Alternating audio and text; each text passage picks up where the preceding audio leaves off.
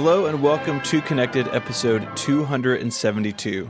It's made possible this week by our sponsors, Smile, Pingdom, and Eero. My name is Stephen Hackett, and I am joined by Mr. Myke Hurley.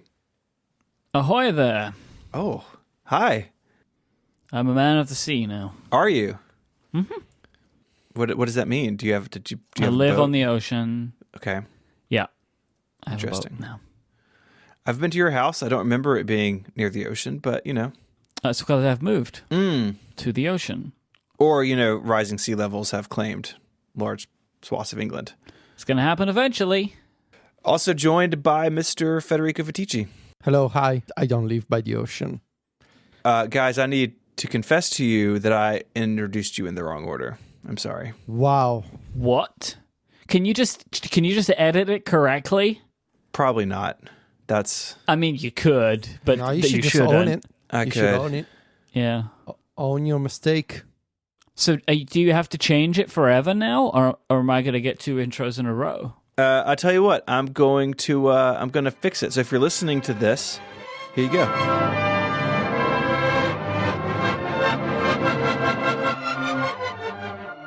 Hello and welcome to Connected episode 272. It's made possible this week by our sponsors, Smile, Pingdom, and Eero. My name is Stephen Hackett, and I'm joined by Mr. Federico Fetici Hello, hi. and by Mr. Myke Hurley. Ahoy there. I'm a man of the sea now. And it's fixed. Who knows what you've done? Not us. You have to listen to the show and find out how I fixed it. We're going to move into follow-up, and Myke, there's some news out of your household.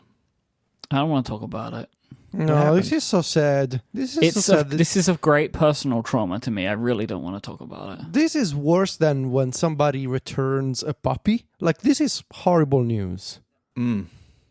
Well, it's worse than... The story is even worse than you know it to be.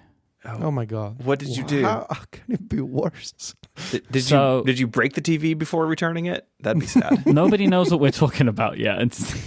So the TV that I was very happy to welcome into my home, it actually didn't last a day until it was deemed that the TV was too big for the house. Frankly, guys, the TV's too big. It's 55 inches. It's too big. I loved it, but it was just too big. And it made my wife feel very uncomfortable and tired in her eyes. Like she couldn't watch TV. Like it was just too much. So we decided that yes, 55 inches was too big, especially because, I said I had a 42-inch, like a 42-inch TV. Mm-hmm. I actually have a 40-inch TV.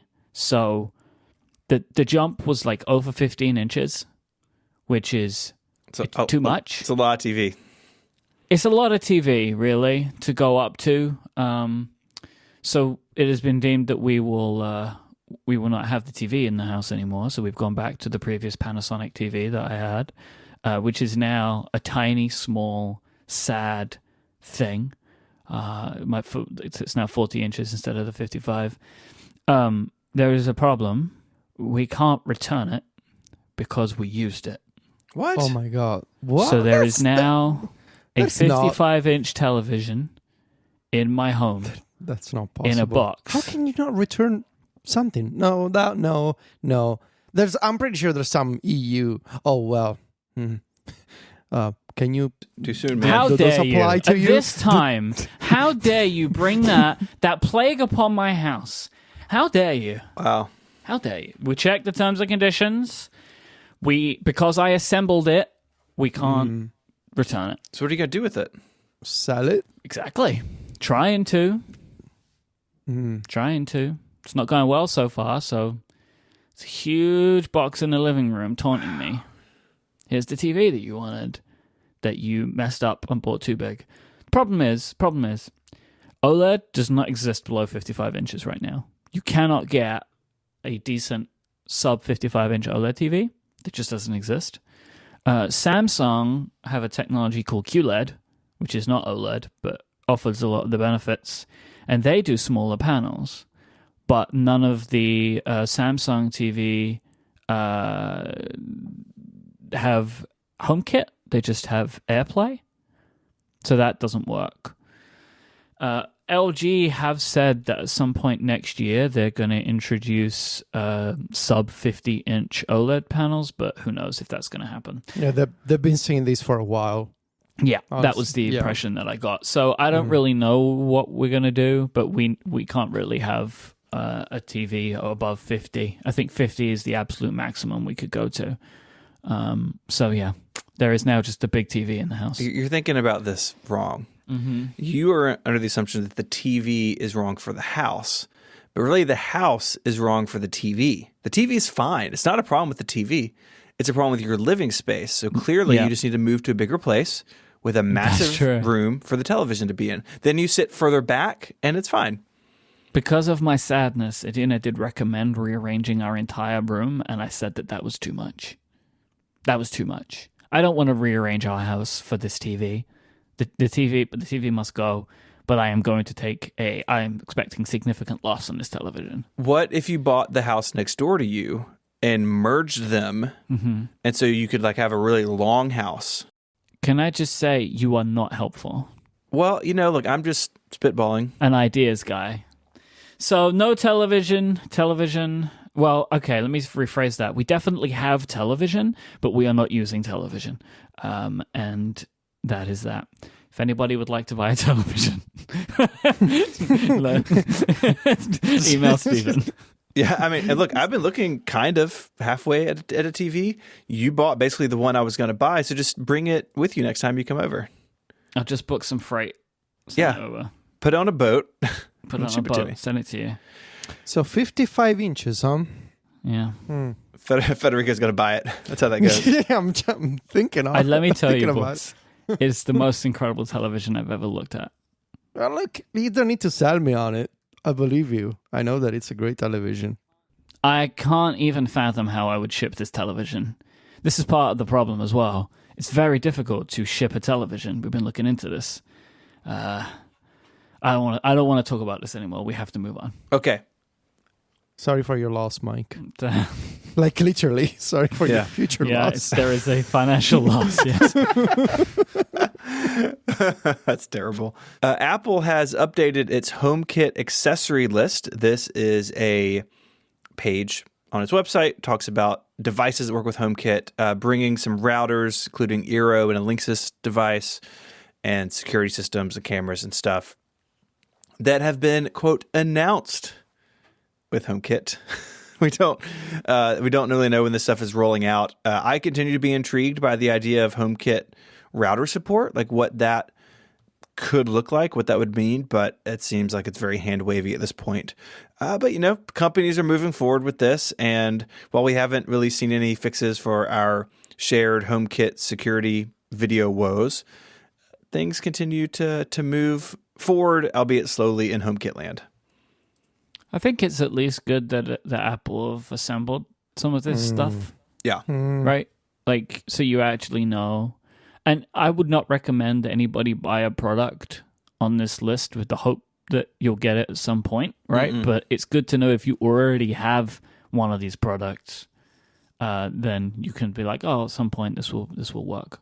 But if you want to upgrade your router or camera or whatever, I would, just so you can get this feature, I'd recommend waiting. The other thing is, look how well the HomeKit Secure Video started off. I wouldn't necessarily think that the router stuff's going to be much easier, at least at first. Never liked the sound of those two words together, and HomeKit and announced. That's usually never, they say, oh, it's been announced, and any day now Canary's going to get HomeKit support. 2 years later, I swear I've seen so many stories of things that were announced 2 years before finally having HomeKit support, and now maybe you bought that device, haven't been able to take advantage of HomeKit for the past couple of years. Native HomeKit, probably better devices have come out in the meantime, and you're still holding out hope that it'll receive the HomeKit support. I do not recommend buying things that have just been announced. Take a look at what's available now, because you're going to be able to take advantage of that immediately. Instead of, because we've seen so many instances of companies saying, we actually said we were going to support HomeKit, but that turned out to be more difficult than expected. So goodbye. It's not going to happen. So yeah, buy things that are available now. Don't hope for announced HomeKit support. It's like waiting for the Cybertruck, right? Just buy an F-150. No, nobody's waiting for that. Nobody is.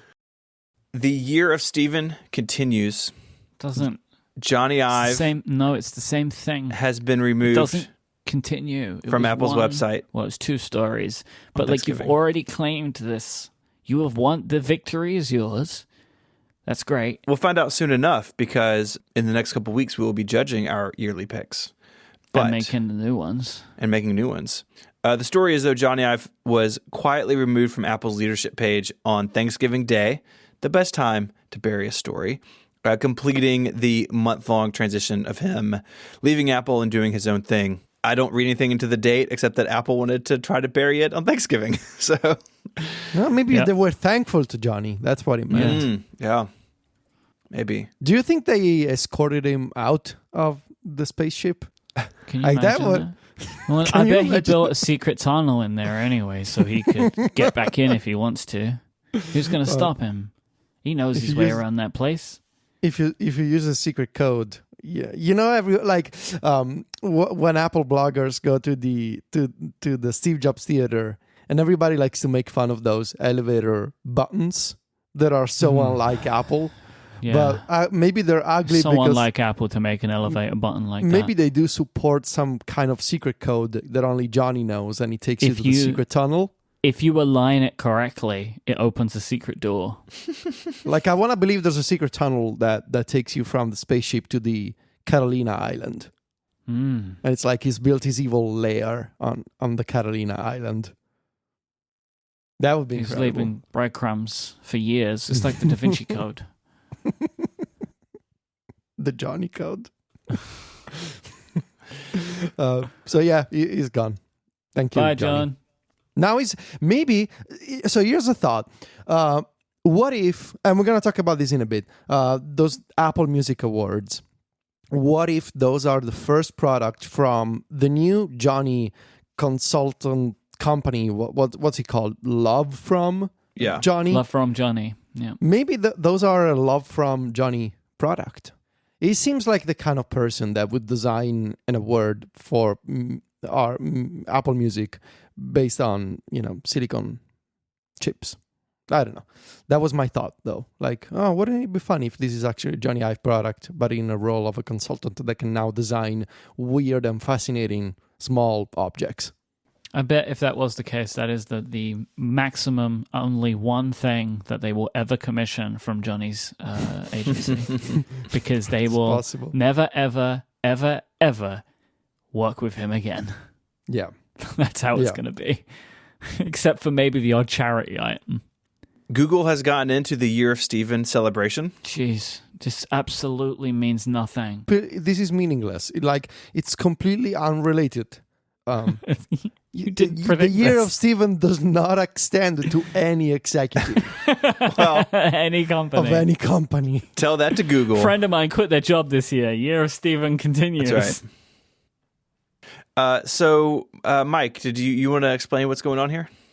Larry and Sergey, of the founders of Google, have dropped it's the mic. It's difficult to explain what they've actually done here. They have created a design company. Wait, no, that's Love from Larry and Sergey. Yeah. They have stepped aside as dual CEOs of Alphabet, and Sundar Pichai is now the CEO of both Google and Alphabet.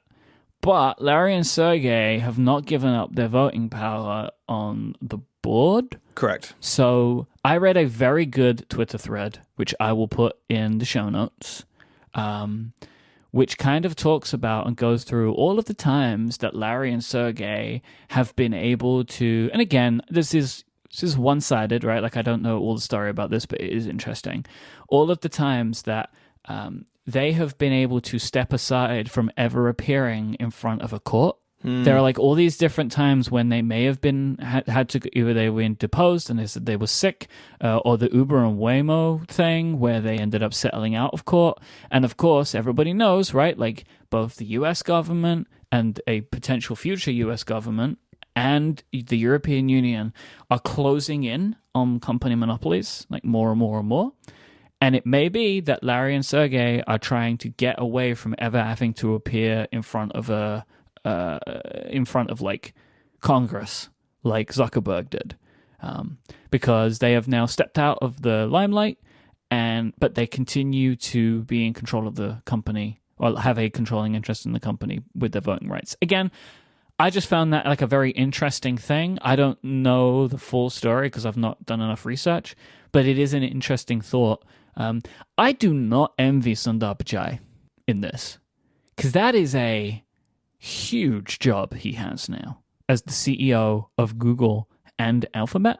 That seems like a lot of work for one person. It's kind of like being your own dad in a way. You know, he's in charge of Google. He's in charge of Google's parent company. That's a good point. Very strange. It's like the Spider-Man meme with the two Spider-Man pointing at each other. Oh, boy. That's very good. That's very good. Well, look, he is now his own co-CEO. Like, that's a dream job right there. You got to have somebody he can trust. Might as well be him. Yeah. What about yourself? Yes. It's just strange. It's like a very strange situation, but like I like Sundar Pichai though. He seems cool. We do. So moving on through follow up, we do want to let everybody know about a new show here on Relay FM called Pictorial. It's hosted by Quinn Rose and Betty Chen. It is a show about art, culture, and art history. It's been a lot of fun working with this show, getting it up and running with Quinn and Betty. Betty has an awesome YouTube channel you should go check out called Articulations, where she explains all sorts of things that we see every day and how art informs them. It's really fascinating. They're doing something interesting too. Pictorial will also be shared on YouTube, and they will be having additional content in the YouTube video. So you'd imagine a show about art. They're talking about things that it's helpful to see. And so they are sort of harnessing YouTube to do that, which I think is pretty cool. But we're excited about it. We're honored that they would have it on Relay, and you should go check it out. All right. We have some topics we're going to get to. But first, let me tell you about our first sponsor. This episode of Connected is brought to you by PDF Pen from our friends over at Smile. PDF Pen 11 is the ultimate tool for editing PDFs on the Mac. PDF Pen 11.2 lets you easily edit the content in table cells. You can change things like typeface, font size, and other formatting with PDF Pen's font bar. You can add, edit, and remove images from your documents with PDF Pen, add headers, footers, watermarks. Plus, as you would expect, PDF Pen for the Mac supports macOS Catalina, and PDF Pen for iPad and iPhone are iOS 13 ready. You can learn more about PDF Pen and PDF Pen Pro at smilesoftware.com/podcast. If you do any work with PDFs on your Mac, on your iPad, on your iPhone, wherever you are, you need PDF Pen. It's amazing what it'll do for you. So go check it out, smilesoftware.com/podcast. Our thanks to PDF Pen for their support of the show and Relay FM. There was a support document that made the rounds this morning, Apple alerting users of this is the full name, MacBook Pro 13-inch 2019, 2 Thunderbolt 3 ports. You know, that machine. Do you like that nickname, Federico? Yeah, it's perfect. Okay. I call this the MacBook Pro No Escape because it replaced the Escape. It just has 2 Thunderbolt ports, but they slapped a touch bar on it. So the MacBook Pro No Escape. No, it's called the 13-inch 2019 2 Thunderbolt 3 ports. It's MacBook the cheap Pro. MacBook Pro. It's whatever. What's wrong with this computer? It's broken, it seems like. So okay, users were having issues where the computer would randomly turn off, even though the battery told you had a charge still, which is not what you want from a computer. You want it to be on. You don't want it to turn off unexpectedly. And Apple has this like kind of convoluted thing you're supposed to do where if you're having this, get the battery to a certain battery percentage and then connect it to its power adapter, quit all the applications, sleep the computer with the lid closed, let it charge for 8 hours, and then update Mac OS? Like, are you being serious? Is that actually... Yeah, it's 6 steps. That seems like something you would have made up. Nah, it is exactly what Apple tells you to do. Okay, let me... oh my word, look at this. Have no idea what this does to this computer. My only guess is that it is cycling the... there's a controller that sits kind of in between the battery and the rest of the system. My only guess is that it resets that somehow. I think the word randomly in a support article is not good. It's troubling, right? Right? Like if things have gotten bad, if they're just like it might randomly turn off on you. So there's that. If you have one of these machines and you're having this problem, you can do this. I would expect why do you have to quit all applications? I don't know. This is voodoo. Like, this doesn't do anything. My expectation would be that the next version of Catalina or maybe a firmware update will solve this, and hopefully it's not an issue where you have to get your computer serviced. But if you have this computer and you're having this issue, check out the support document, and good luck with the song and dance. What if you're already on the latest version of macOS? Do the rest of it? I don't know. Well, it says if the issue persists, contact Apple. Or like you have to wait until there's an update, then do it. Yeah, it's weird. That's the worst. It's a weird... That's a wild thing. That's why I want to talk about it. It can't be very widespread, though, because, I don't know. I feel like we'd hear from people if, like... I haven't heard a word about this. But how strange. I mean, obviously it happened in some instances, but, like, what a weird set of things. Very strange. That's why I want to talk about it, because it's so unusual. It's like, if you're, if your computer's acting funny, just plug it in at a very certain time, in a very certain way. You need to make sure that the lid of the computer is facing north, and you have to be wearing all black and sacrifice a living thing. Then maybe it'll work. Myke, you come bearing some news. Yeah, I always have news for the show. But my news this time, which is, if you're not a long-time listener of the show, well, this is going to sound very peculiar. I have switched to Safari. Wow. On all my devices. Wow. End of an era.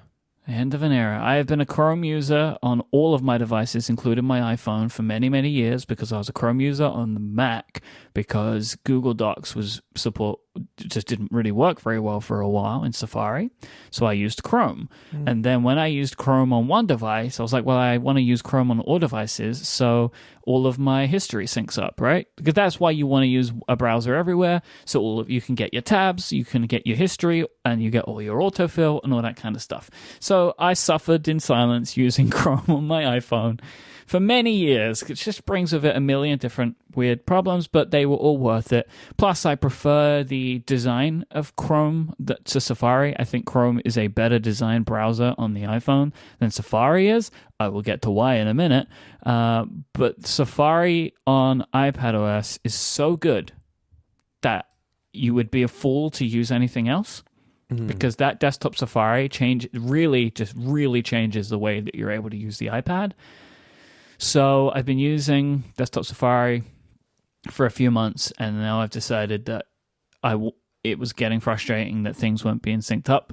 So I have now switched to Safari on my iPhone and on the Mac too. So that's where I am. I like that everything's back in sync. Apple Pay, being able to use Apple Pay like all the time when buying things online is really good because it only works in Safari. And also website logins with like Keychain and 1Password are much more consistent than they were before. I have some frustrations. I have frustrations that are on iOS and on the Mac. I hate the way that tabs work on Safari on the Mac. In Chrome, the tabs just get smaller and smaller the more that you open them. So all of your tabs are available to you, right? And then you could just click them. On Safari, the tabs don't get smaller. They just become a scrollable bar. Go to left to right. Yeah. It's stupid. It's stupid. Who wants that? Like, it's stupid. So now I have had to pin 5 tabs to the left because I always need them. Yep. But 3 of those tabs have the exact same fav icon. Yeah, I have the same problem. Yes. I would really like to be able to somehow distinguish between these other than different fav icons. Like, I would also like to tab some like Google Docs there, but then it's just going to be just impossible. So it's, I hate that. I hate on the iPhone that tabs seem to open, it actually happens on the Mac too, in a somewhat seemingly random order. Mm-hmm. In Chrome, when you open a new tab followed by a link or whatever, it just becomes the most recent tab in the scrollable view. But on the iPhone, it's just it just opens in the middle sometimes. Maybe it was... I think what's happening is it's opening the tab next to the most recent tab that you had open, no matter how you open the new tab. So if I click on a link in Messages, it puts it in the middle. Why would anybody ever want that? Why would you ever want that? It's a different behavior, I think. If you follow a link from another app, it behaves in one way. But if you're using Safari and you do tap and hold on a link and you open in the background, it uses a different order. So it breaks your mental model every single time. Yes. I always want the most recent tab to be the most, the one either on the far right or the bottom right, depending on how you're looking at it in a scrolling view. I will never, ever, ever, ever, ever, ever like the horrifically ugly carousel view on the iPhone. It's bad. When you go into all tabs. It's bad. I cannot believe they have kept it. Chrome does a much better job of this. It has basically what the iPad has and what the Mac has. I don't know why the iPhone doesn't have that view too of the grid. Why the carousel? Why the carousel? Hi, iOS 6. What are you doing? Who needs a carousel? It's the worst way to look at this information because you see barely anything at the webpage. It's terrible. It should be a grid view with support for long press to preview. And that's it. That's it. Yeah. And finally, I hate how the UI goes away when you scroll. Oh, you do? Yes. That's interesting. Why? Sometimes I need the buttons, and it's annoying to have to either scroll a very long way to get them to come back up, or I learned a little trick. I don't know if this is a trick everybody knows, but if you tap the status bar, it comes back. But I just don't want that. I just want the controls there all the time. My phone is so big. I don't need you to hide the controls. Those are the things. I have lots of my frustrations with Safari make me more angry than my things I like about Safari make me happy. But the reasons I'm doing it, it's just I want it all the same everywhere. And it's so good on the iPad that I will able to use it. But there are just some really strange design decisions in Safari that I can't get my head around.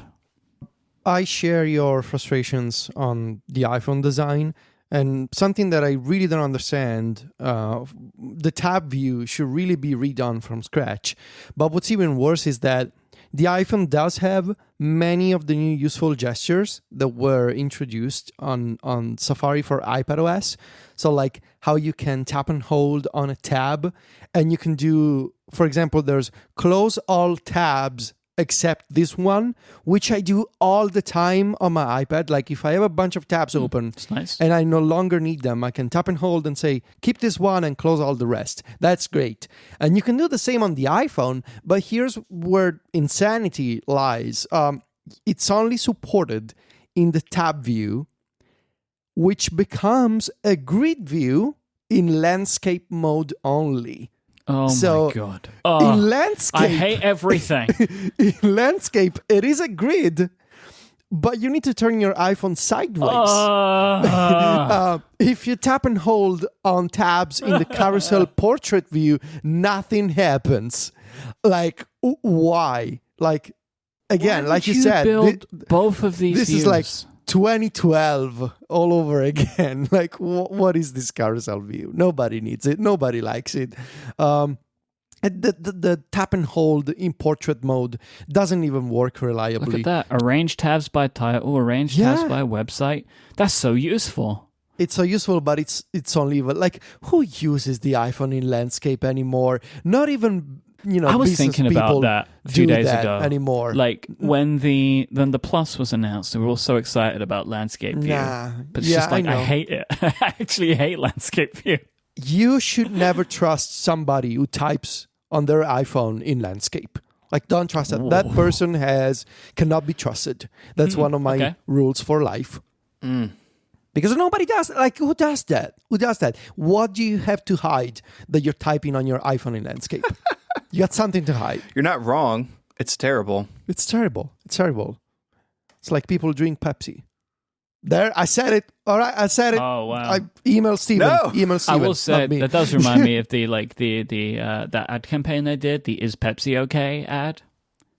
Do you remember that? They did it for the Super Bowl. They did an ad, like Pepsi did an ad where like somebody. It's actually Steve Carell. It starts with, and it's like the waitress is like, "Is Pepsi okay?" And he's like, "Okay," right? Like, and they're like making it. Of course, it's okay. It's a great ad. It's a very good ad. I like ads where companies are aware of the memes about them.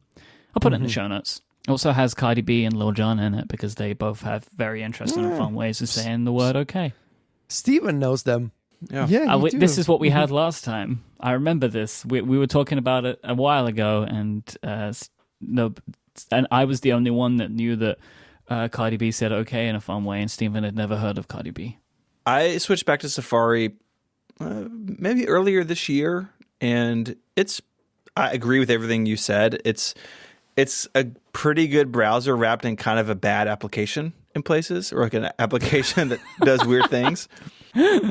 It's like if you had a tasty sandwich, but the bread you put it on was a little old, a little stale. That's a good metaphor. And you just wanted the inside of the sandwich. You want good bread on your sandwich. You want good bread. That's for sure. Good browser bread. Browser bread. So there's that. I'm glad you're doing this, Myke, because I think it is interesting to talk about the differences between the two, because so many people just default to Chrome, right? Is hugely popular, and if you're cross-platform, like you are Mac and Windows, or Windows and iPhone, you kind of have to use Chrome or Firefox or something to have your browser history and bookmarks and everything synced. And once you're used to that, like I never want to go without that syncing again. It's so helpful to be looking at something on one computer and the next day pick it up, when I get to the office or something like that. And all those little iCloud features make Safari a pretty nice place to be. Yeah. But yeah, Apple has some odd ideas about how things should work. I was surprised. We're going to talk about the best apps of the year later on, and Apple was talking about like what the most downloaded apps were. Chrome was 20th. 20th free top downloaded free app of the year. So people want that browser. So I was thinking about this as Myke was talking. There's 4 things that I would like to see in Safari next year. I rethink the tab view on the iPhone, for sure. Make the keychain its own passwords app. Yes. Don't let people dig into settings to find passwords and accounts. That's crazy, isn't it? You have to keychain needs to be its own thing. It's really well done. And the moment that Apple adds support for one-time password codes, that they should have their own keychain app for iOS. That would kill 1Password. I know. Yeah, it would become like a serious proposition. Third, I would say the Safari reading list needs to be... they need to do something, because it's been basically unchanged for the past 6-7 years. Oh, I do love Reader View, by the way. Reader View is really nice. It's really well done. I have this problem with Mac Rumors. This is very specific. Mac Rumors in half size, right? In 2 apps side by side. When I load the web page, they have their cookies thing. You can't say yes. It just grays out the screen, but I can't. There's nowhere to press to say accept the cookie. So I just read everything in Reader View when I go to Mac Rumors. It's a very specific thing that I have happened to me. Yeah. You just need to have a content blocker block all that stuff. Do you both use content blockers? I do. Yes. And you're just blocking ads of them? What are you blocking? I block everything, and then I whitelist websites that I like. Because the reason I don't use a content blocker is because every time I ever have a problem with a website, or every time we have somebody contact us with a problem with our website, the first response is, are you using a content blocker? Yep. Yeah. And it's just I don't want to live in that world where I always have a problem that is that. but everything is so much faster. and if something is not working, I know that my first step, like my first debug step, is always turn off content blocker and see if it works. So I'm used to that now. Okay. And the fourth thing that I would like to see, and this may sound kind of odd given the time that I've spent complaining about this feature and that Apple brought this feature to 13, the file downloader, right? You can now download files in Safari for iPhone and iPad, and they get saved into the Files app, and you can go to settings and you can change the default downloads location. It's great. I love it. But you will not believe the number of people who have emailed me and Sylvia for the Mac Stories shortcuts icons because they cannot find the download on their devices. I am guessing that, of course, they are not familiar with this feature being new in 13, and they don't notice the animation when you tap on a download link, and when, because most people don't read alerts that pop up on screen, and so they just tap OK. They don't notice that there's a downloader icon in the Safari toolbar, and they say, well, I tapped the link and nothing happens. And this is the paradox that I'm facing right now. Like, this is a better feature than what it used to be, because Safari previously did not have a downloader built in. Right. But when you tapped on a link, it showed you like a different page with the icon of the file in the middle of the screen. You couldn't miss it. Now, it is better because you can actually download multiple files. There's a progress bar, there's a default downloads location, but it's easy to miss. So, like, maybe there should be a better balance between. I think they, I know that, like, developers and designers, they have a dislike in most instances of, like, walking you through something, right? Yeah. People want to, and I understand the thinking of this. They want to be able to design something that doesn't require prompts. But I just don't think it's the worst thing that the first time you download a file, it pops up and says, hey, your downloads are now saved in the Files app. Like, I don't think that's the worst thing in the world to do that, especially if the software is going to continue to get more complex and complicated in good reason. Like, this is a great thing to have, right? To actually have things download in the background, and that you can choose wherever you want it to go, and, like, you can do a lot of really cool stuff with that. But you gotta tell people, like, just let them know. It's not the worst thing in the world, right? Yeah. And, like, every single time I get an email from somebody who bought the icons and said, I go to your download page and I tap the link and nothing happens. And I'm like I need to walk them through, like, if you go to settings, Safari downloads, can you tell me what it says? And most people say it just says downloads, or some people say it says on my iPad. And so I need to tell them, well, that's because Safari is downloading files for you in that location. Like, they had no idea that was happening. And then everybody's like, oh yeah, you're right, it's in the Files app, it's in that folder. So, like, yeah, maybe there should be I know that it's not elegant, and it's not like and I'm guessing that most designers and developers have this myth of the interface that explains itself. Like, you don't need a manual, you don't need prompts, you don't need a tutorial. But, everything is so complicated these days that maybe you do. And it's not the worst thing to have, like, a big splashy alert, because that's also the problem, right? Apple likes to design these alerts that are really subtle and really not in your face, whereas sometimes I would like them to design stuff that is more in your face, like with a big red exclamation point that says, look at this. Like, your files are here, and not some, fancy English sentence. So your files that you download from, make it simple.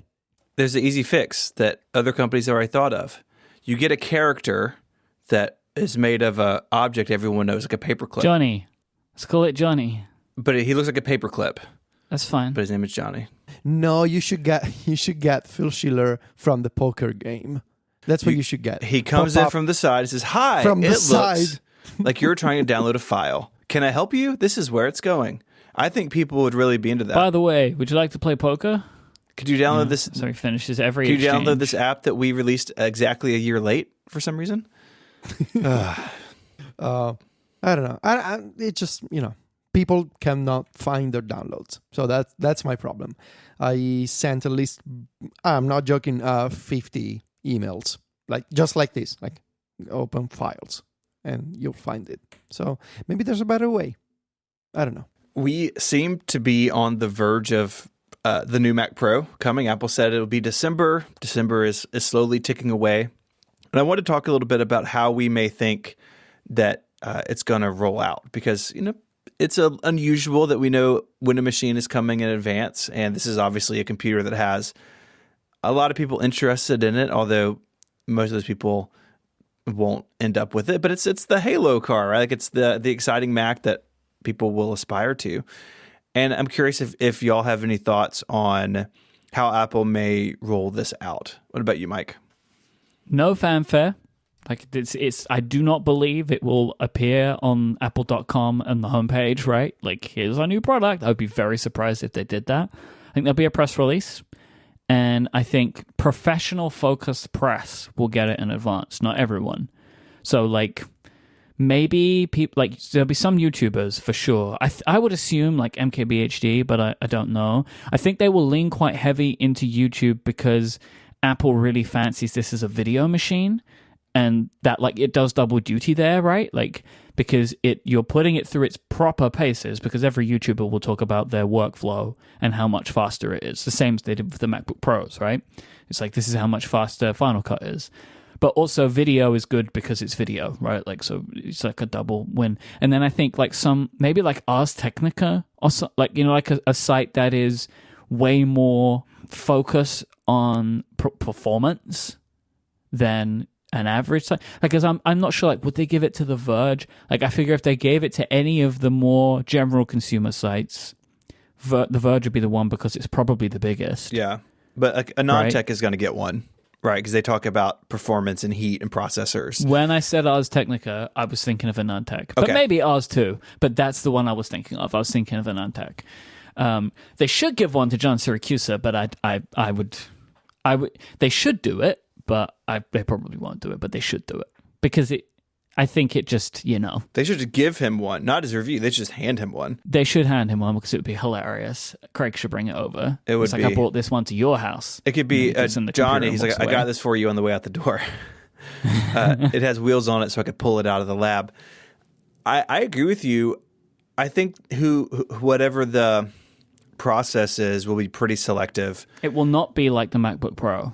No, because that is a computer for basically everybody, right? Or even the iMac Pro. Mm-hmm. Well, the iMac Pro I think is closer to this, but the Mac Pro is not for everybody.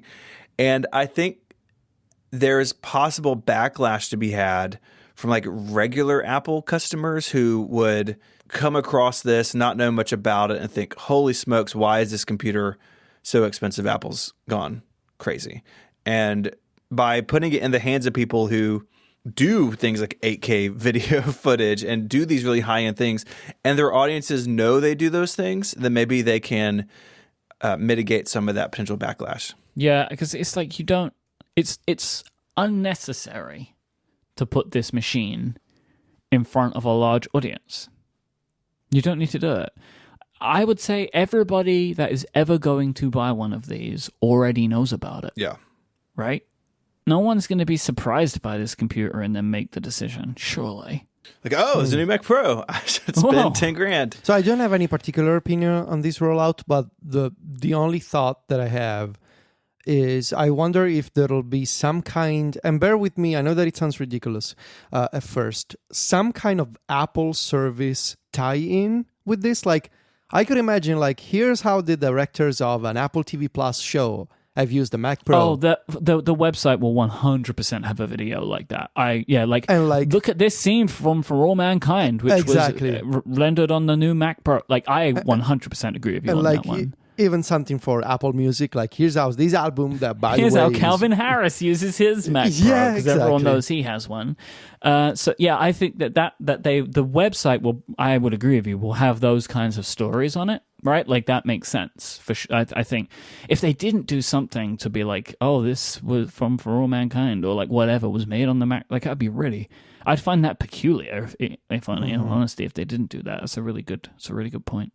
It's got to be any day now, though, right? It's got to be soon. We're in December. Yeah. I think they've got to do it probably before Christmas, just because Christmas and New Year's is on a Wednesday. Yeah. So there's not even like a full business week between them, right? I would say it has to happen before the 20th. They're not going to do it Christmas week. Yeah. Right? No. So it has to be between now and the 20th that if they're going to do anything. Christmas for nerds. Christmas for nerds. Especially if these things are going to ship before the holidays, in case anyone gets their Mac Pro in their stocking. Yeah, it may be that the stock ones get out, but this was true with the iMac Pro. The base model shipped first, and then the higher end ones were actually in January. So mine's a base model. I got it at the very end of the year, but January. Most of them didn't ship for another week or so. So I'd imagine that's how this may go. So 2020 is going to be the year of Syracuse. He's gonna get one, and he's gonna, or maybe 2021. Who knows? Yeah. He may waffle a bit.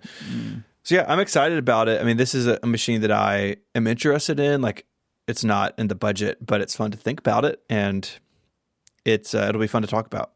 And I know that Federico is really looking forward to it. So I'm gonna use it as a Plex server.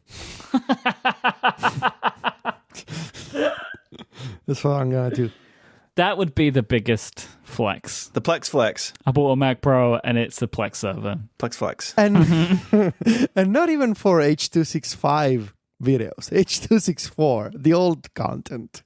That's what I'm going to use it for. I just want to watch The Sopranos in SD. That's all I want to serve. I don't care. I use a Mac Pro Tower as a Plex decoder. Casey on ATP has been moaning about what to buy, and he needs Plex server, blah, blah, blah. And what I should have done is I should have told him he could have one of my X serves, right? Like, Can you not get a Mac Mini? It's small Mac Mini in terms of height. He has been suggested this in every other possible computer configuration under the sun. So apparently he bought something. We'll see what that is. I know what he has. So do I, but the audience hasn't heard ATP yet, so don't spoil it. Don't spoil what hasn't been shared. That's what I'm saying. We're going to talk about Apple's awards, but I want to tell you about Pingdom. The holiday shopping season is here. We have survived Black Friday. Boxing Day is at some point. No one's really sure when that is.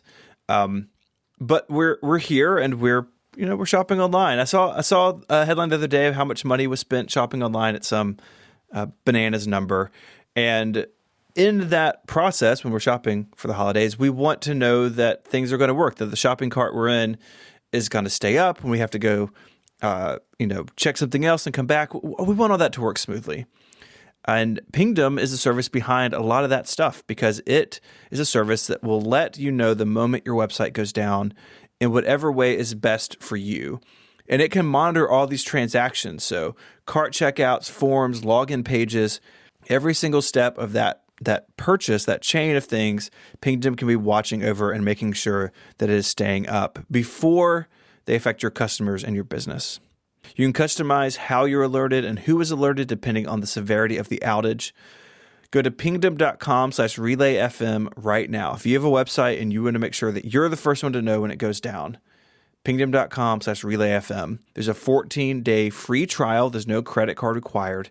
And when you sign up, use the code CONNECTED at checkout to get an awesome 30% off your first invoice. Once again, that's pingdom.com/relayfm. Our thanks to Pingdom for their support of this show and Relay FM. Apple had some awards. So we spoke about this ceremony that they were going to be having that Lance Ulanoff shared with the world, but he shouldn't have. And so it happened on Monday in New York. The event itself, from 9 to 5 Mac, is saying the event centered on Apple inviting developers to their New York City office to talk about inspirational stories behind their applications. Really, like, this was an event for the developers who won these awards to come and share their stories with the press. So I guess there would be a bit more of a fanfare around the event itself. But I guess also, and I think rightly so, actually making these developers feel special. Like more special, which they deserve. They've won an award, right? Like, I think that people who win awards should be given some kind of good feeling for that, right? So like that's why it happened. We can see now why Apple said, please don't talk about this, because there's nothing to talk about, right? Like in advance, like we're just doing this thing, and that's all it is. But we have now, of course, if you've been on the App Store in the last couple of days, it's dominated at the moment with this coverage. So I figured we could maybe touch on the winners a little bit. So the iPhone app of the year is Spectre, which is the AI long exposure app from the makers of Halide. It's a camera app. Kind of surprised about this one, in all honesty. I know this is an application that like people like having fun with. I never really got it to work. And the long exposure, whenever I've wanted to do a long exposure photography, the long exposure feature in the Photos app has worked fine for me. But I also never really want to do this. So it's cool that it's there, but I was surprised. It's nicely made, like it's a very nicely made application. The design is great, but I would have expected Halide to win over this if one of these apps were going to win. Yeah, me too. Honestly, because Halide is it's amazing. Yeah. So it was a surprise. I'm not trying to say it's a bad app. It's a cool app, but as the iPhone app of the year was surprising. The iPad app of the year was Flow by Moleskine, which I didn't even know existed. Which I'm pretty sure also won an Apple Design Award. Time Page did, didn't it? Time Page did, okay. I believe, maybe it was Flow, but I think it was Time Page. Pretty sure it was Time Page. Flow by Moleskine was the iPad app of the year. I didn't even know this app existed, but I took a look at it today in the App Store, downloaded it, and I want to play around with it. It looks like a really fun, well-made drawing application for the iPad. No, Flow won an Apple Design Award in June. Oh, okay, so cool. I guess that makes sense though, really, doesn't it? Like, but sure, double dipping. Apple loves Moleskine. I should send them some notebooks instead, so they can understand there are better products available. That's fired. Wow. I know. The notebooks are fine. They're not great. There's a million products that are better. Keep digging. Keep digging the notebook. But long-time listeners of the Pen Act will know, I applaud Moleskine's technology-forward approach. They also make a lot of. They are like the heavy investor in products of like write on this paper and you can have it in an app, right? And they have like pens and notebooks that do that. Yeah. And I think it's very clever that they are in the iOS app business and in this business, because they are understanding two things: one, where their market is, and two, what their future should be. And all other companies that are making notebooks are going to get left behind by them again. I think they made a very clever move in doing these things, because they are expanding their brand and showing that they are the tech-forward company, that if you need to take notes in the office, you can use paper, but then it will also be in an application, which everyone thinks that they want. So this is an interesting thing that they're doing. But I don't really think I've never tried this application, so I'm looking forward to trying it. But it seems like Apple really love it. The iPhone game of the year is Sky, Children of Light, which is made by the company behind Journey. Yeah. I don't know. I have a few problems with these picks. I think I'm happy for the winners. Let me say, I want to make something clear. I'm very happy for everybody who won. I just think that as the organization that does these awards, I just find them a bit uninspired this year, and that's due to like the small number of awards, like very few categories, no watch apps at all, no runners up in any category. The repeat winner of Flow, which won an Apple Design Award, and it's also like the Best of the Year awards. Like some variety would have been nice. More categories would have been nice. But the games are like, it could be argued that Sky launched to a lot of press, right? It was highly Apple anticipated. had it on stage. Highly anticipated game. Didn't really make much of an impact. It's not. It's a fun game. It's a beautiful game. It's not the new Journey. No. And it could be argued that there were better, more impactful, culturally speaking, iPhone games this year. Even if you look at Apple Arcade alone, there were more games that people keep talking about. And the iPad game is not even an iPad original game. Hyper Light Drifter came out on PC and consoles years ago. That was a weird one for me, for them to have featured a port so prominently. I don't get it. And this is quite odd that the year that Apple decided to do something more with these awards, they actually feel like a bit less than previous years. Less inspired, less original, fewer categories. Like, I don't know. But the two games, I mean, sure, they are fun games. I love a Hyper Light Drifter. Sky's a fun game. There were better titles deserving the award, in my opinion. The Apple Arcade Game of the Year is Sayonara Wild Hearts, which This is a good one. Yes, it's one of my favorites. So I agree. Like it is one of the best games on Apple Arcade. But again, it is kind of funny that it is not a game that was made for Apple Arcade that won it. This was a game made for PC and console, which is also on Apple Arcade. Yes, but it's a good game to feature because it is that good, and people might know it from other places. So it's like, oh, it's on the iPhone too. Like, great, I'll get that. The app trend of the year was storytelling simplified. The idea behind this is that this year, what they have seen as one of the biggest trends in applications is apps that exist to help you tell stories. They feature Anchor, which is the podcast creation app. They feature Spark Camera, which is really good for Instagram stories. They feature a few applications that are good for Instagram stories. Unfold is another one of them. And then they have an app called Noisy Book, 1 second every day. Like, they have a bunch of applications that are focused around helping you tell stories and share stories. I think the trend thing is honestly more interesting to me than in both app and game. I'll get to the game in a second, than the actual awards themselves. The game trend of the year was Blockbusters Reborn. So the idea of old titles or like games in existing areas seeing new games on iOS, so Mario Kart Tour, Minecraft Earth, The Elder Scrolls Blade, Pokemon Masters, and I was like, okay. But again, whilst that is interesting, so you're really leaning on the mainstream there, Apple. Right? Yeah, I wanted to go there, in fact, with you. Like, is this really something worth bragging about? Like, that you got... Well, especially because Minecraft Earth has not made a huge splash. No, and... neither did Pokemon Masters. And you got Assassin's Creed Rebellion, really? Yeah. Call of Duty Mobile and Mario Kart Tour, sure. Those have been two of the biggest game releases of the year. Dr. Mario World... Mario Kart Tour, very surprised, is the most downloaded game of the year. Yeah. Wow. Yeah. Which is, I feel like it completely passed me by. I played it for a little bit and I was like, okay, this is exactly what I thought it was and I don't want it.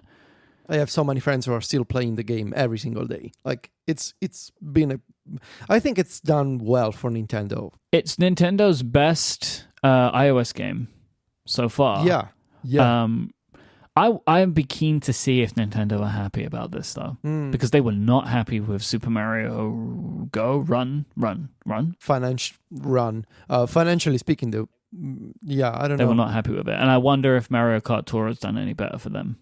I know that Sylvia hasn't spent a single cent on it, so exactly, and she keeps playing. So I don't know, but yeah, I don't know if those are the games celebrating the game trend of the year as let's take a bunch of console titles and make them freemium mobile versions with a bunch of gems because this is what's common to all of these games.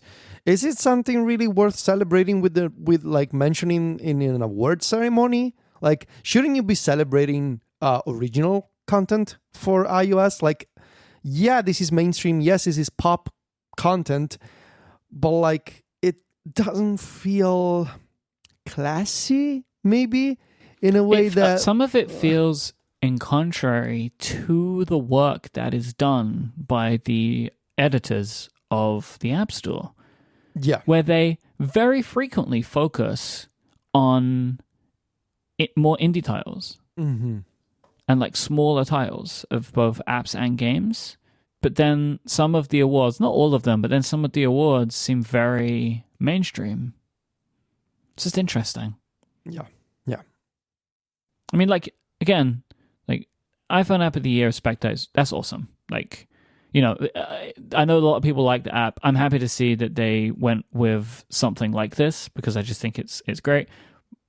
But if it was my choice, I would have gone with Halide instead because that just feels like a better app to me. It's a more complete, full-featured, deeper type of software. Like, but it might be that like that Halide is too complicated to call the iPhone App of the Year. It's like for what it does as an app, where Spectre is way more focused and like more regular people can see more of an output of it. Possibly. On the other hand, you're recommending a utility that does a feature that is also part of your own Photos app. Which is what makes things even more peculiar to me. Yeah.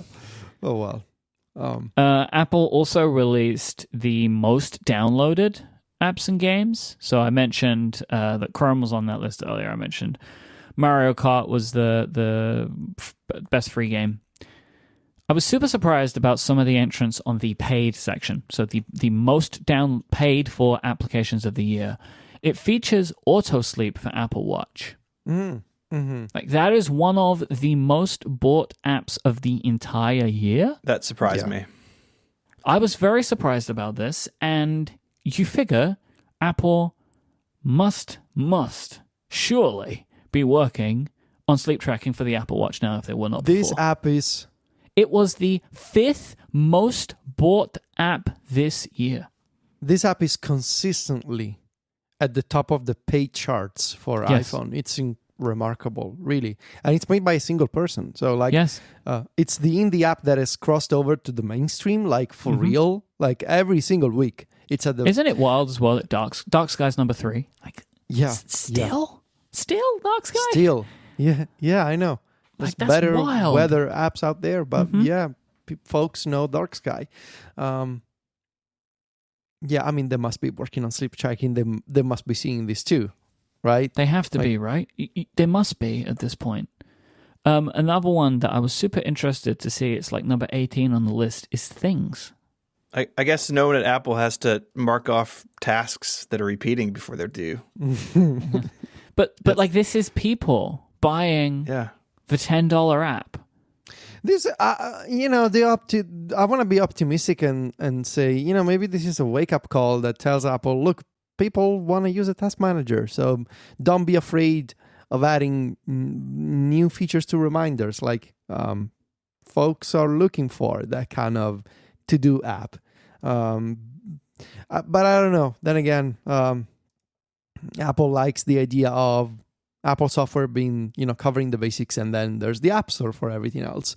But I would like them to, steal a bunch of ideas here and there. Sleep tracking, having better support for task properties in reminders. That would be fun. It would be oh useful. My God, there is a time tracking app on this list. Is there? It's called Forest. Forest is all usually the number one paid app. I have never heard of this in the productivity before. section. So Forest we looked into this a while back. We wanted to do a feature story on the site. Forest is a very unique type of. It's like a mix of a time tracking app and a Pomodoro technique app. Mm-hmm. The basic gist is that if you work and you're focused on your work, you leave this timer running in the app. And with the timer running, you plant virtual trees and you create your own forest. And there's a tie-in with the app that I think the developers themselves donate money to relief funds or not-profit organizations that actually plant trees around the world. I need to look into this app. Yeah, it's a fascinating story. And I'm just very excited to see that time tracking is in the top paid list. Somewhere. Yeah. Then there's a metronome. There's some weird stuff in here. I think it does go to show how wide the App Store is and how many different types of people use their phones in totally different ways than us, right? Yep. It's super broad. And yeah, these apps don't make any sense for us or our audiences, but other people they couldn't use their iPhone without it, right? We should have mentioned, because we forgot, there's also Mac and Apple TV categories. So the Mac app of the year is Affinity Publisher, also not a Mac exclusive. The Mac game of the year is Grease, excellent game, also not a Mac exclusive. This is a console game that's been brought to the Mac. So for anybody who was looking for this, the Apple TV app of the year is The Explorers, Tour the Planet in Stunning 4K Video. So it's a video app. It's like a new screensaver, right? Like it's people that want more screensavers. The Apple TV game of the year is Wonder Boy: The Dragon's Trap, which I'm pretty sure also not an original game. So yeah, and there's no Apple Watch category at all. The year Apple Watch got a standalone app store. I know, right? It's not there. No Apple Watch. Like, who worked on these awards? Like, I don't know. I have a question. I mean, I don't know. I don't know what you guys think about this, but where do you think more apps are downloaded? The Mac App Store or the Watch App Store? The Watch App Store. No way. Yeah, because Mac users who download apps, they know how to go to websites to download apps. And most people who don't download apps on the Mac just use websites. A better one then is Watch App Store, TV App Store. See, now you're getting somewhere. I still think it's the Watch App Store. Yeah, I think I agree with that too. It's got to be the Watch. It's got to be the Watch. Yeah. So Auto Sleep. Does it only work on the Apple Watch? You need an Apple Watch. Right, so there you go. Doesn't that say something? That is the 5th most downloaded app of the year, most paid, and it is an Apple Watch needed application. Yeah, it's an iPhone app, but you need an Apple Watch for the data. See, Auto Sleep should have been the Apple Watch app of the year then, in theory. But what's funny there is that Auto Sleep as an optional Apple Watch app, because the way that it works, you don't need the Auto Sleep Apple Watch app installed at all. The Auto Sleep app for iPhone just uses data from health and sensors to aggregate heart rate data and movement and all that stuff. You can install an optional watch app, but it's not necessary. And so, but I mean, there's so many options that they could have gone with for WatchOS 6 with the independent watch apps. But yes, let's pick this fancy screensaver for Apple TV and a bunch of games that were ported from consoles. Like, I don't know. Very strange. So real mixed bag there. But Apple did also have the first ever Apple Music Awards. It should just be renamed the Billie Eilish Awards Ceremony. It's kind of funny. I wrote this in our document today, then read Ryan's article on Mac Stories, and he said the same thing at the bottom. I was like, he gets me, right? Like, we're on the same road, me and that kid. So Global Artist of the Year, Billie Eilish. Breakthrough Artist of the Year, Lizzo. Song of the Year, Old Town Road by Lil Nas X. Album of the Year, When We Fall Asleep, Where Do We Go by Billie Eilish. And Songwriter of the Year, Billie Eilish and her brother Phineas for co-writing When We Fall Asleep, Where Do We Go. It's important to note that the Song of the Year and the Album of the Year, they were on the amount of stream stuff downloaded. So album and song, that's like that reflects streaming data. Global Artist of the Year, Breakthrough Artist of the Year, and Songwriter of the Year were handpicked by... I'm going to read a quote here. Hand-selected by Apple Music's global editorial team of experts and tastemakers, and given to artists who have true passion for their craft, who boldly defy conventions in the category, and who embody a sense of humanity where listeners are drawn as much to who they are as to their music. I like that, but I will say, it's kind of funny. I mean, if you gave your Artist of the Year to Billie Eilish, but her album was the most listened to album of the year, is she really defying conventions? She is the convention. She is the most popular artist in the world right now. Everyone lives long enough to see themselves become the man, right? Like, yeah, you're not a rebel. But like, she's not defying the convention, right? I understand she did what they're initially, saying. maybe. Like she did. She did initially, 100%. Like, she is super different, but it's just kind of like the way that they say this is like, we picked our artists for like who are against the curve. They're not against. She is the curve now. You're about 10 months late to that. Yeah, like, yes, if they would have given this to her before the album came out, maybe we'd be in a different situation. Well, she was the Apple Music Up Next, highlight, artist highlight, whatever.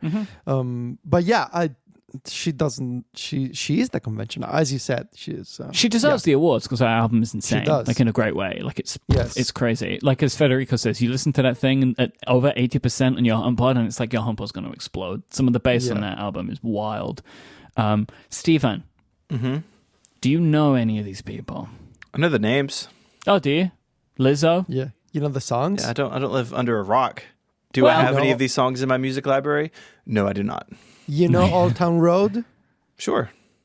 Do you know that Billy Ray Cyrus is on that song? I feel like you are maybe trolling me, so I'm not going to answer. It sounds like I am, right? I'm not. That song is featuring Billy Ray Cyrus. Time is a flat circle. You can Google it. But like, that's the funniest thing to me. It's like, achy breaky heart, I guess. There's gonna be an Apple Music Awards ceremony, though, right, Federico? Yes. There's actually gonna be a video that they're putting out, I think. Funnily enough, Apple Music Awards. That show. I guess they're gonna call it the AMAs, but we already have those. So,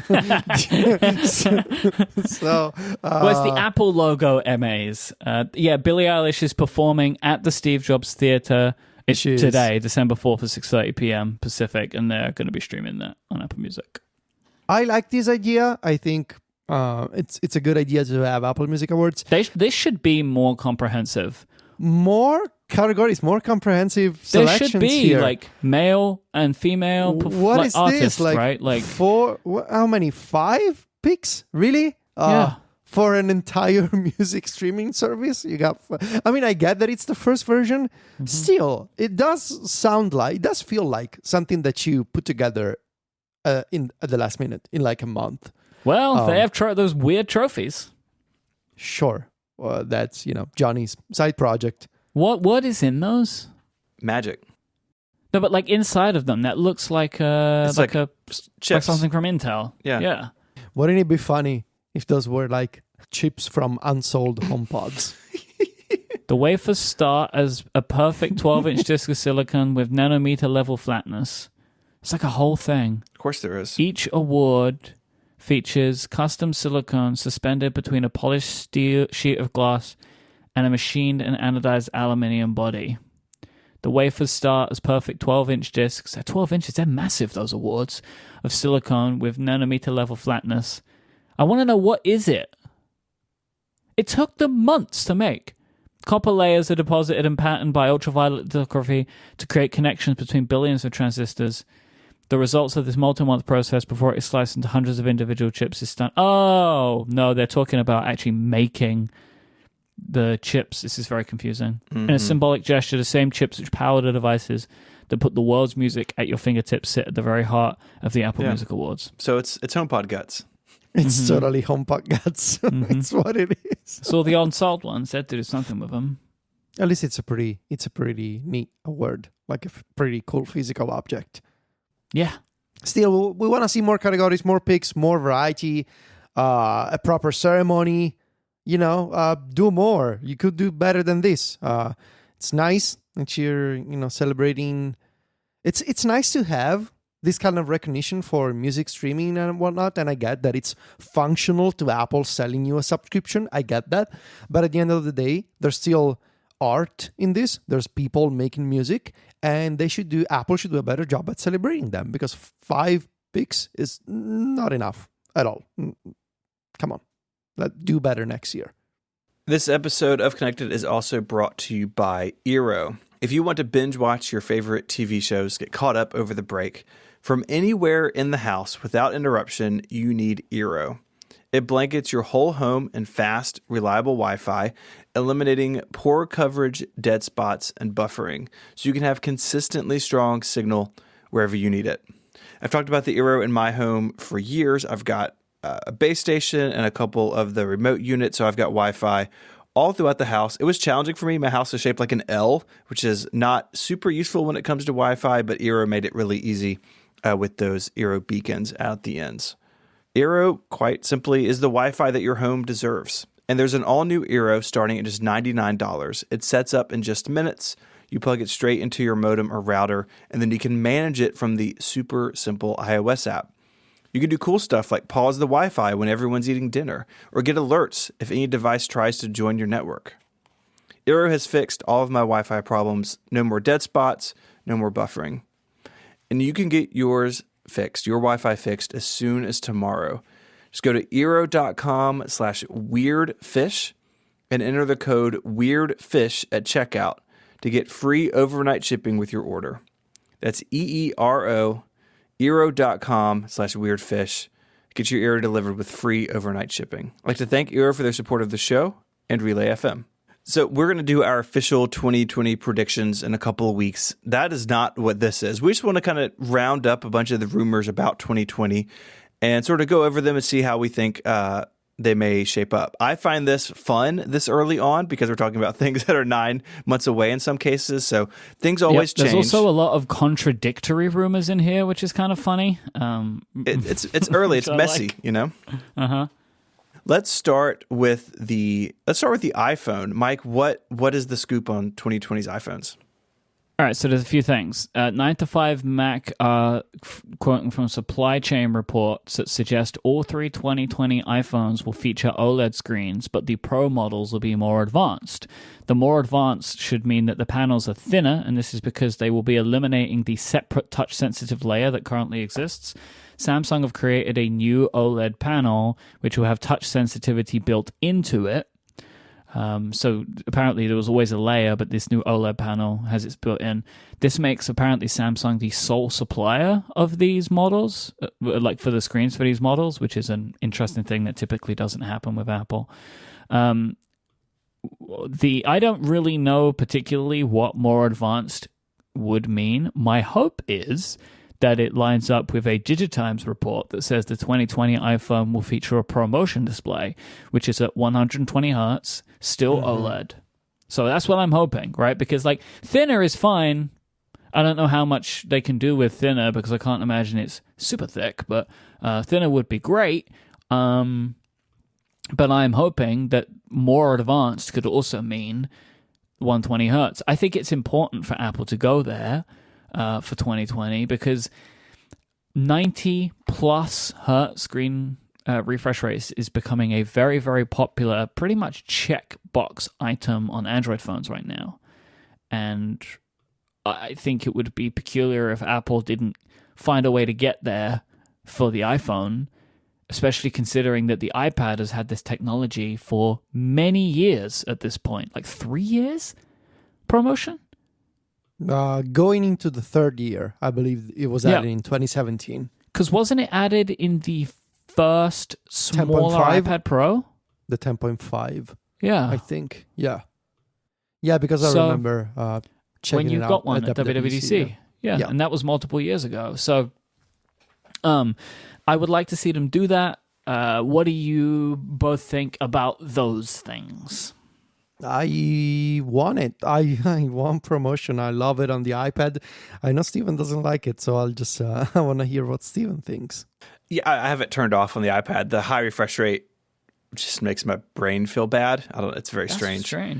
It is interesting. But I wonder, so other phones have done this, right? There's a Razer phone that has high refresh rate. The Google Pixel 4 has it under certain circumstances. And those phones either have giant batteries or have taken a big battery hit. And I just wonder how that plays with the battery margin Apple got in the iPhone 11 and 11 Pro. Would they be willing to eat into that to enable this? Or would they enable this and keep that battery life? It's very hard to take battery life away from people once they get used to it. So my big question is just like power consumption. They're never going to, I mean, I cannot imagine them doing that. Maybe the thinness helps, right? I don't know. I'm not in tune enough with that to understand why the power draw is what it is. I mean, I assume it's the refreshing that just causes issues. But also Apple has its own chip team, and they are killing everybody else in the streets with the chip war. And so if anyone can pull it off without a battery hit, it'll be Apple. So maybe they're in a really good position to do this. And I think a lot of people are going to love it. And there's an accessibility option to turn it off. So I leave it off. I really, really hope that they do it, though. I think it's inevitable that one will happen. Yeah. The next, it feels like it will happen eventually. Maybe 2020, who knows? The next one is maybe a little bit more up in the air. Reports circle that Apple is going to be using an in-screen fingerprint sensor made by Qualcomm in 2020, which is convenient, as yesterday Qualcomm announced a vastly superior version of their technology for in-screen fingerprint reading. So what do you think about this? I also want it. I want it too. I like years ago, I would have said that the idea of simultaneous biometric authentication systems was ridiculous. Now I see why I was wrong. I want both, and I want whatever is fastest to just authenticate me. There's times when Face ID is perfect. There's other times when Touch ID is more convenient. So why not both? So I want it. Yeah. Why not both? Really? I'm not trying to compare them, but it is interesting. Most Android phones have multiple methods. Mm-hmm. I mean, typically that is because the Face ID is not as strong. Not very secure. But wouldn't it be nice to just have multiple methods? And also, so I think this is going to happen, and it will be on at least the Pro phones, because I think they can sell it as a premium, futuristic thing. And I genuinely think it's something people want. So why not have both? I agree. I have always considered this, that Apple would combine them, that it's not a use your fingerprint or your face, whatever's faster, but that they would make it one system. And so it would be even more secure because it's like two-factor. You need your face and your finger. But hearing y'all talk about it, I think that would be a bad call. So having either one would be better. I can see why you would think it, right? Because it would be like, well, now it's even more secure. It's I get that, but then I would be annoyed. I'd be more annoyed. Yeah, I've changed my mind on that after hearing y'all talk about it. Yeah, it does make me think about the rumor that there's going to be an iPhone SE, right? So a phone with maybe the 10s or 11 guts, but in the case of the 8, right?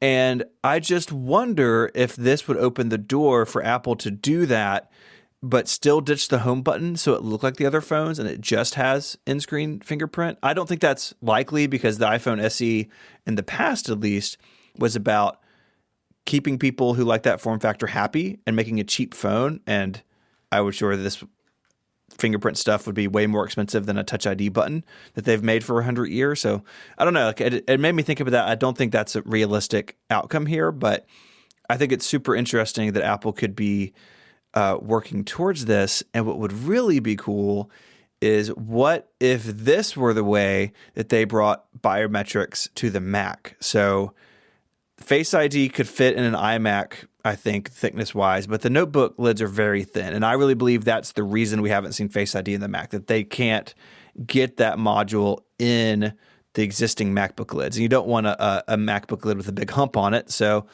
they've moved to Touch ID. But what if this sort of in-screen fingerprint thing, not putting it on the screen of your Mac because that would be terrible, but could they use this technology to put it in the mouse or the trackpad somewhere and make it integrated much more than Touch ID is now? I don't know. This seems really interesting technology, and it'd be cool to see Apple use it in different ways. I don't know. Yeah, I don't know if all of these require lighting. Yeah, I don't know. Right. Some of these systems require illumination of the finger that is being pressed, and that would be difficult for a trackpad, but I don't think they all do. A glowing trackpad. I'm not sure what the Qualcomm system needs, the one that they just announced. I don't know if it needs light or not.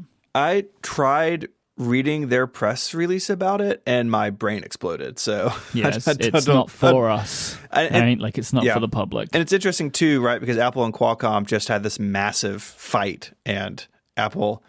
But then they became the best of friends. Well, what I was going to say, it's like Samsung, right? Apple, on one hand, is trying to sue Samsung into oblivion several years ago, but then Samsung was building all their chips, right? These companies are so big, parts of them can be mad at each other while the other parts are friends. So, I saw some tweets like, "Oh, they'll never go to Qualcomm." It's like, yeah, they will if that's the way to do it. If that's the way to go, then they'll swallow that and do it.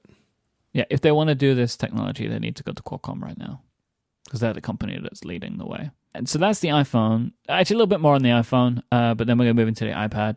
The iPhone will be 5G. I think we can all agree on that. More powerful processor. This is coming from a Bloomberg report. And a rear-facing 3D camera for better AR.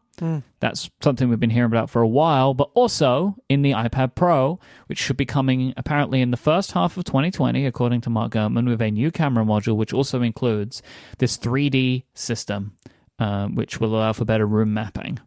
Yes. Okay. That all makes sense, right? And this is the rumor that we've heard for a while. But then in the last couple of days, Myke Kuo has reported two things. One thing, two products, that the 16-inch MacBook Pro and the 12.9-inch iPad Pro will be the first products to feature Apple's mini LED screens. Now, mini LED screens give you a bunch of things. A wider color gamut, higher contrast ratios, higher dynamic range, localized dimming, thinner displays, more power efficient, and no issue of burn-in. It's effectively OLED. It gives you a lot of the advantages of OLED, but is more power efficient. It's easier to do, apparently. From listening to ATP, my understanding is like mini LED would come after OLED. So it's actually like TVs will have this in the future. So it's a better technology for a bunch of reasons. But Myke Kuo is saying that both of these products will appear in the second half of 2020. So what happens to the iPad? Do we get just the 11-inch updated in the first half of the year and then the 12.9 later? Do we get two iPads in 1 year? I bet we'll see an iPad Pro update at WWDC. If they cannot get the small one to have mini LED, just the big one will have it. Both of them will have the new camera. Maybe both of them will have 5G, which hasn't really been reported for the iPad Pro line. I would be surprised if the iPad Pro does not get 5G next year. I could see a scenario where just the big one has the new fancy display tech, but not the small one. But you think they're going to be announced at WWDC? I think they're going to be announced at WWDC and they'll be announced together. I think it makes the most sense. This is mostly wishful thinking, but I also believe it makes sense to do it. Especially if it's, display tech, so it involves color game, it involves color reproduction, HDR content. It makes sense to talk to a developer audience about this stuff. Especially the 3D camera. And the 3D camera, of course. Yeah. So you can imagine there's going to be sessions. In fact, why announce an iPad Pro with a 3D camera at WWDC? Because it allows you to talk to developers and have them test a new API that everybody knows will be on the next iPhone without actually talking about the next iPhone. Very interesting. Right?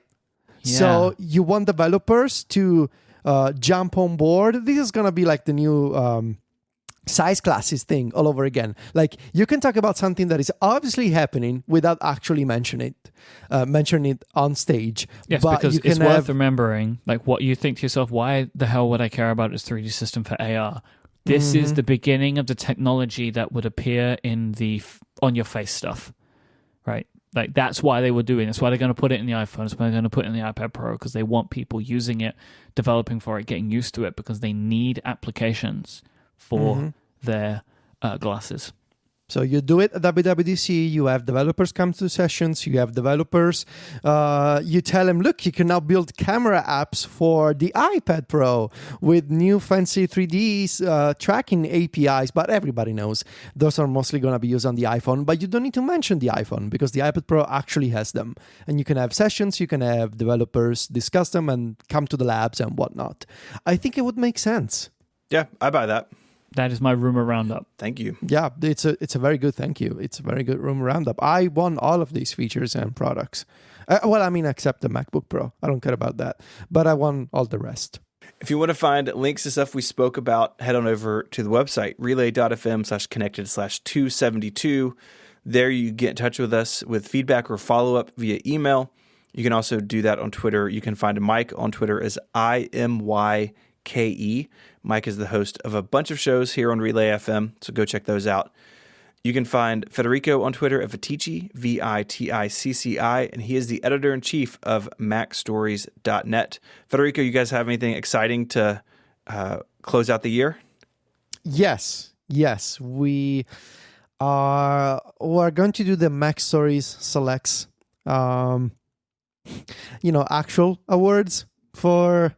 I can't wait to criticize your awards. Yeah, I know. I'm going to bring a critical eye to those things. We'll see. I know. It's going to be fun. We're going to do more than last year. So it will be real fun. And people do not expect what we're doing. And personally speaking, I'm working on the release of MusicBot for the end of the year. That's my Apple Music shortcut, including one last big surprise that I haven't told anybody about, and I think people are gonna love it. Why'd you keep doing this? Look, it's a competitive business. You gotta keep people on their toes and surprise them. What am I gonna do? You gotta surprise them every time. But you can tell me. You can tell Steven. No, but it's not finished. That's the point. I don't want you to look at a draft of something that's unfinished. You gotta look at the finished product. Okay. So, yeah. I'm looking forward to it. Fun times. Yes, thank you. What I've seen is very exciting. You can find me on Twitter as ISMH, and I write at 512pixels.net. I'd like to thank our sponsors this week. They are Smile, Pingdom, and Eero. And until next time, gentlemen, say goodbye. Arrivederci. Bye. Adios.